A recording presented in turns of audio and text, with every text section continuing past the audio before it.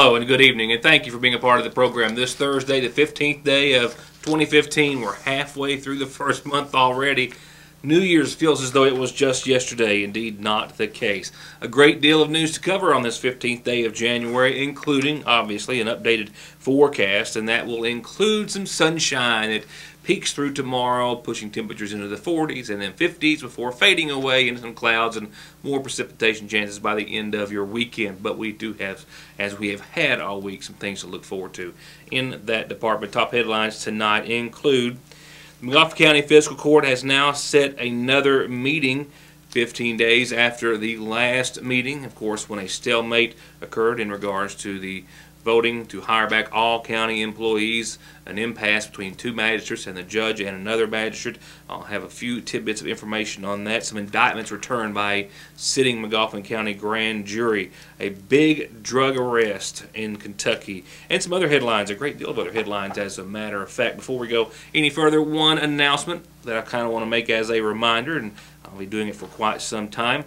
All programming is being uploaded onto yournewstoday.com simultaneously. It's going on YouTube as well because we already had that line established. So you can watch Your News Today at any time, anywhere you are, from any mobile device or otherwise on yournewstoday.com. Programming as of right now, and this is my schedule thus far, will be uploaded the following morning, is the schedule we're following as of right now. Now, with a major equipment changeover, the hardware is already in place, the software is being uploaded, and then some practice on my part might change that schedule, and it may go out simultaneously onto the web and your television at the same time. But nevertheless, for now, the following morning for all programming to be seen on yournewstoday.com. And we'll talk more about those upgrades as they're going to be slowly implemented here in the program. Then all of a sudden it will be turned on and we'll be foregoing our system of operations as we've known it for the past 16 years. And it's going to be a fun time for us all, but it's really going to improve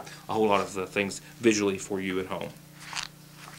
With that said, weather-wise, light snow expected to taper off this evening as it has been. Some folks saw some road conditions really deteriorate in eastern Kentucky. McGoffin County Schools, one of the many schools which let out early. Fortunately, we survived the glancing blow, and it wasn't that much of an issue, and now we're on to bigger and better things. We do have another chance of some snow late Sunday, then another chance late Tuesday into early Wednesday, and I'll outline that in more detail in just a few moments. We're still looking at right around 54 degrees and sunshine for your Saturday.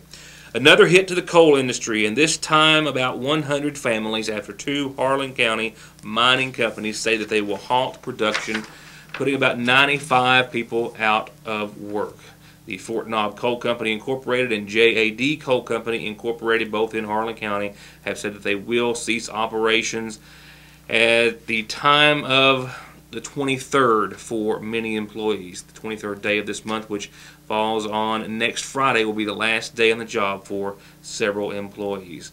No specific reasons were given, but it is, of course, growing and terrible trend that we have been, of course, following in the coal industry now for months and months upon months.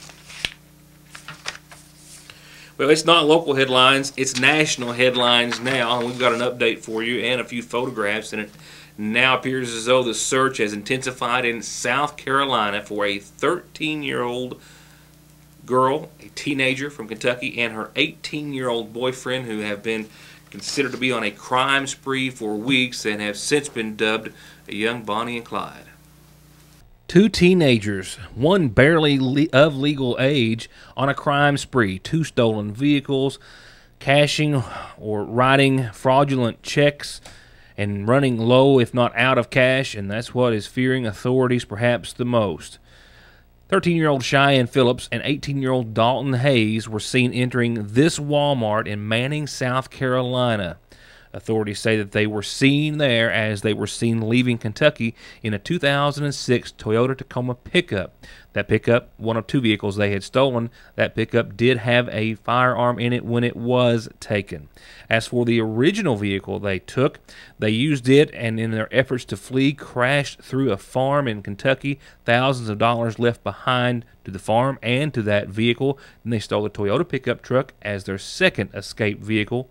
And once again, it had a gun in tow. The mother of the 18-year-old says that the two had been dating for about 3 months, and that she was initially led to believe that the 13-year-old girl was actually of age and 19 years old. Police say that in South Carolina, they made 2 purchases, both with stolen checks, at that Walmart in Manning, each time purchasing a small item equivalent to a pack of gum and then writing a check to get $20 in cash above and beyond what they had purchased. And what fears authorities the most at this hour, they say, is the fact that they are getting desperate for cash and for funds. And that might entice them to doing something that makes this situation even much worse than it is. Right now, there's a plea out from all their family to return home safely, or at least send some word back to home from the 13-year-old female. But as of right now, they're still being sought after by authorities, and they believe still in the South Carolina area. The following is some information that was forwarded to me from Kentucky State Police Post 9, their public affairs officer, Stephen Mounts, who has been in that position now for only about a month or so that I have had a chance to speak with him. The Kentucky State Police, he says, along with Sergeant Greg Roberts with the Tennessee Highway Patrol and Sergeant Charlton Martin with the Alabama State Police, made a felony drug arrest in the early evening hours last evening in Kentucky, and it netted a massive amount of illegal drugs and cash to the tune of 30 pounds of pot, or nearly $30,000. Police say they indeed made a felony drug arrest last night in the early evening hours. Trooper Zach Bryson with the Kentucky State Police Post 9 Criminal Interdiction Team conducted a traffic stop on a 2009 black Volkswagen Jetta in the Dorton community in Pike County.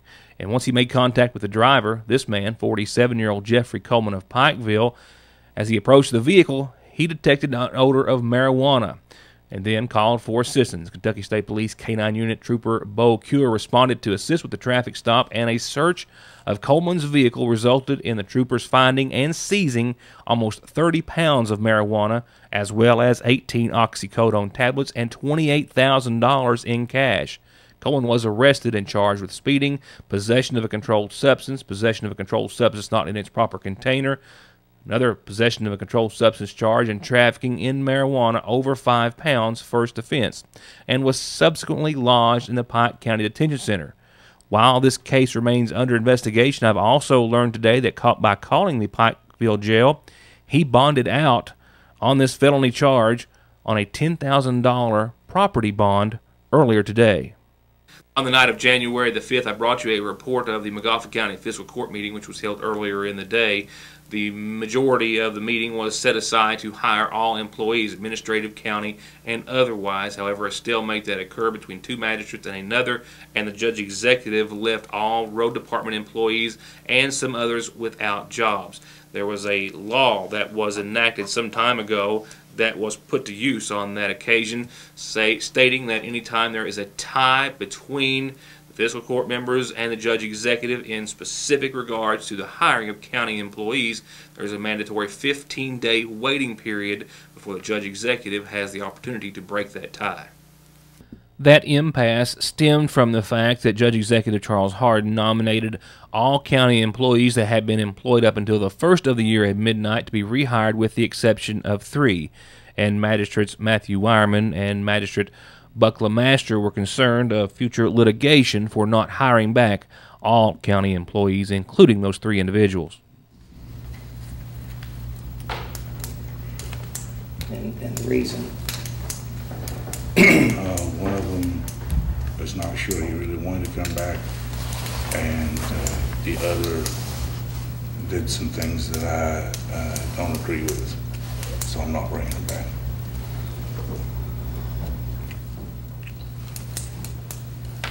Things that you don't agree with, what does that mean? It doesn't mean anything. It's my prerogative. Is that correct, These Mr. are County Attorney? You're an administrative code judge. Matt wants to know, do I have to give them a reason for not today? Do I have to give a reason today to this fiscal court why I didn't nominate someone? And I'm saying I do not have to. No, you do not. And if I do not nominate them, they cannot vote on them.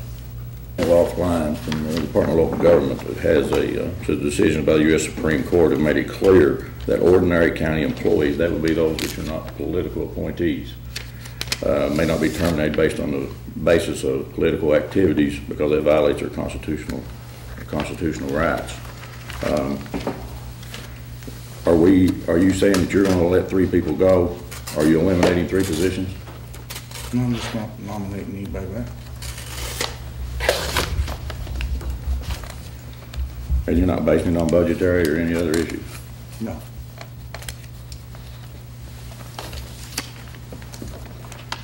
Well, like I said, I'm new to this. There's a lot to be learned, but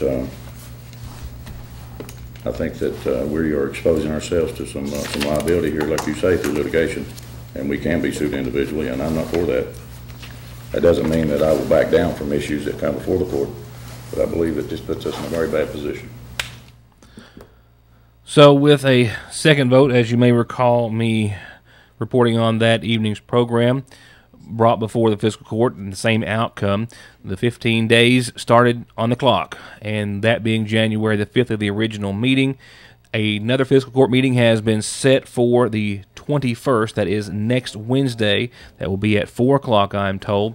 I'm not for certain. I do not have an official agenda as of yet. One has not been drawn up as of yet, whether it will be a special meeting or a regular called meeting at this point, but it has been set for next Wednesday the 21st at 4 p.m., where it's expected that Judge Hardin will break the tie and then send the list of workers that he nominated back to work.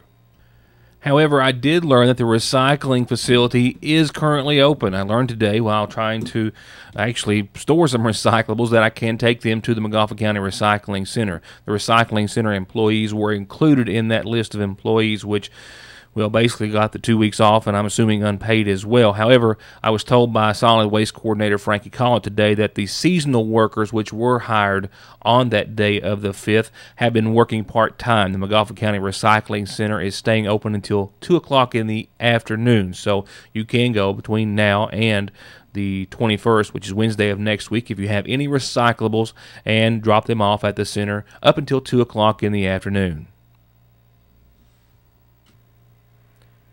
Meanwhile, all other county employees, full-time and specifically or mostly road department employees, are still not working, but may be going back to work after the 21st. More local headlines in a few moments, including indictments returned today by a sitting Magoffin County grand jury. But first, our community calendar brought to you by Magoffin Farm Bureau. And just before that, the following update that relates to a calendar announcement, the one and only that I knew the most about, that I had really just garbled up last evening. While trying to remind you about the fundraiser the Magoffin County High School dance team has and the UK tickets that they're raffling off, and about how you could take chances if you came to the competition this Saturday, I got all that right, and after that I got it completely sideways. So it is a competition. It's actually a regional dance competition that's held this Saturday. It's being hosted this time around by the Magoffin County High School, which means it's not going to be back around for another 5 or 6 years.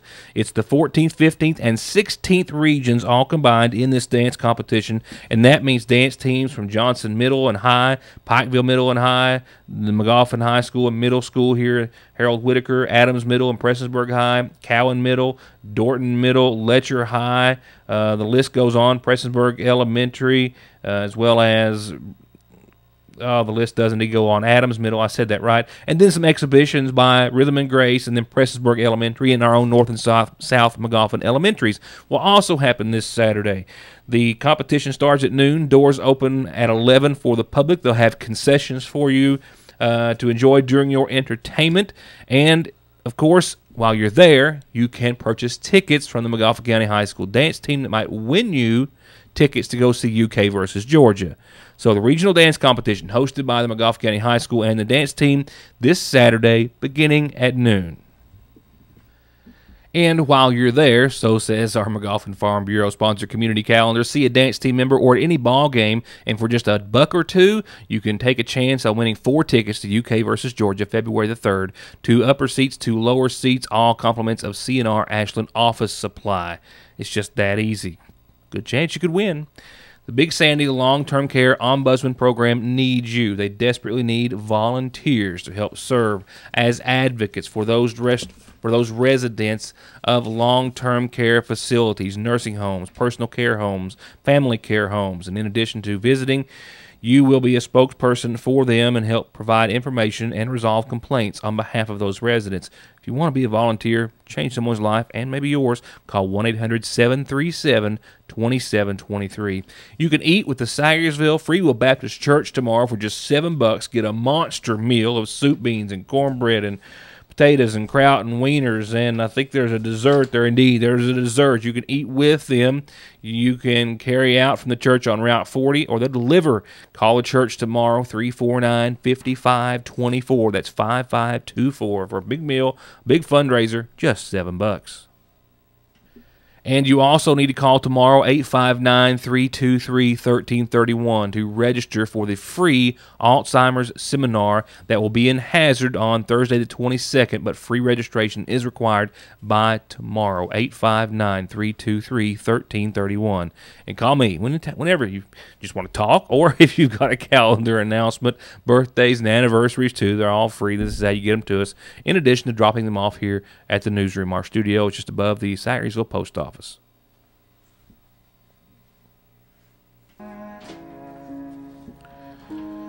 Turning to funeral service announcements, 71-year-old Donnie Monroe Howard of Barnett's Creek passed away on the 13th. He was married to Nebraska Rowark Howard, who survives, and he's also survived by sons Billy, Donnie Jr., Michael, and Brad, and daughters LaDonna Ossip and Ginger Howard. Visitation is this evening, all day tomorrow, and up until services, which begin Saturday at 2 o'clock, all of which from the McGoffin County Funeral Home Chapel. Burial will take place afterwards at the Holbrook Cemetery on Cow Creek.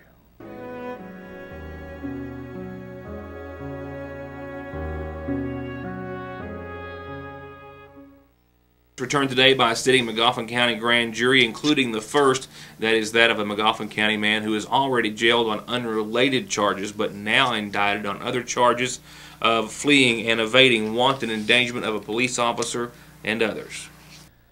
That other person that resulted in that other wanton endangerment charge was a female that was in the vehicle with him on the day of question involving that auto accident. Daniel Bell has been indicted on several charges: receiving stolen property under $10,000, wanton endangerment of a police officer, wanton endangerment of another individual, wanton endangerment of a police officer again for the two officers that were in the car, as well as unlawful imprisonment in the first degree and fleeing and or evading police. This all goes back to July of this past year, and actually goes back beyond that in all reality. But nevertheless, in July of that year, there was a report of a stolen weed eater and some other items taken from a McGoffin County home.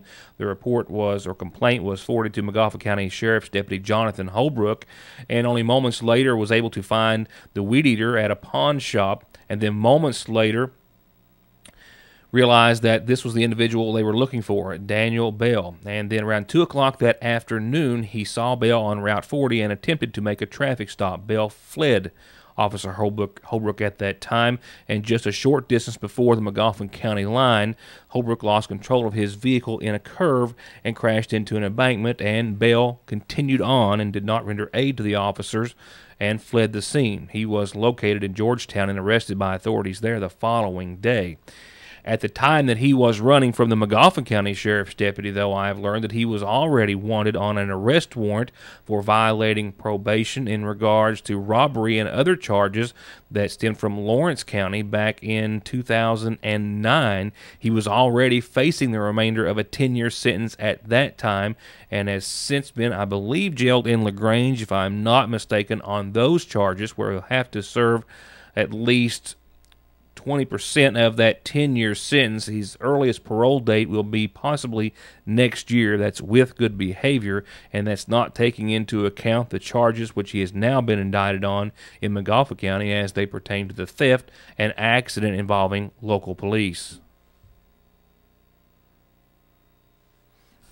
The two other indictments returned today involve theft and failure to pay child support in an amount well over $10,000. I'll have those for you with other headlines on tomorrow's program. Wrap it up tonight, I will, with your Licking Valley RECC forecast, and that has Well, it has some improvements. Some short-lived but welcome improvements. 21's where we started this morning, 40's where we ended today at peak, and we're at around 33 and holding right now.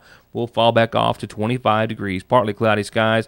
The chance of flurries is ending steadily, and haven't stuck my head out the door. They're too light to show up on radar, I think, at this time. Not seeing anything. A few flakes possibly flying about if you're catching the early show, and could cause a few slight slick spots, but it's going to be all said and done very soon and should not be a major issue.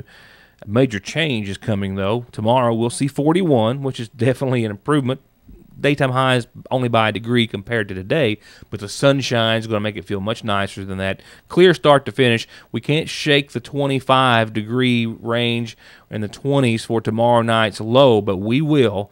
And here is some reason to celebrate. 54 and sunny is what we're still holding out for on your Saturday forecast, and lows above freezing. It's going to be short-lived. There's going to be a wake-up call that will arrive technically late Saturday night, early Sunday morning, but it's going to be a wake-up call, a reminder that winter's not here. We're just getting a little bit of a reprieve. We'll feel it Sunday as well. That slight chance of precipitation late Saturday night increases into your Wednesday or Sunday, 50% chance of some rain and or snow showers depending on what time we see that precipitation fall. Highs 42. That might be at best a low below freezing that night at 29. We've got another chance or two of some wintry precipitation thereafter. Not so much on Monday. Mostly sunny. A few clouds late at night, 42, 29, not too bad, pretty decent in all actuality.